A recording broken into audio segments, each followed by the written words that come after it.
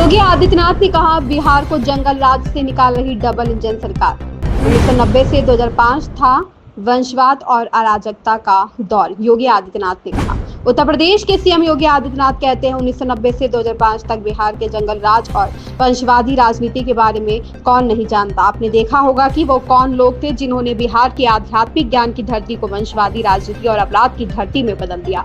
हमारे युवाओं के लिए पहचान का संकट पैदा कर दिया। विकास के नाम पर यहाँ कैसे अराजकता फैलाई गई, यह किसी से छिपा नहीं है। इसलिए पिछले 20 सालों में एनडीए सरकार ने बिहार को उस कलंक से मुक्त करने के लिए प्रभावी ढंग से काम किया है। आज बिहार में डबल इंजन की सरकार इसे और भी प्रभावी ढंग से आगे बढ़ाने का आह्वान करने फिर आई है।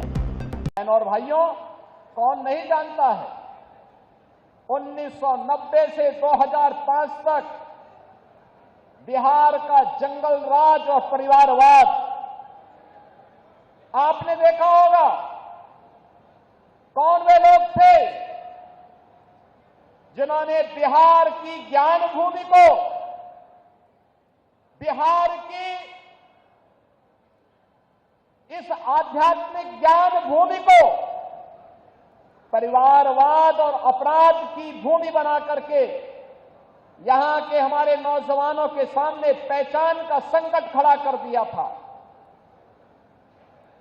यहां विकास के नाम पर उस कालखंड में किस प्रकार की अराजकता फैलाई गई थी, ये किसी से छुपा हुआ नहीं। विकास के नाम पर यहां पर पेशेवर गुंडे और माफियाओं को सत्ता का संरक्षण 1990 से 2005 के बीच में प्रदान करके पूरे बिहार के विकास को बाधित कर दिया गया था। बिहार के नागरिकों के सामने, बिहार के नौजवानों के सामने पहचान का संकट खड़ा हो गया था।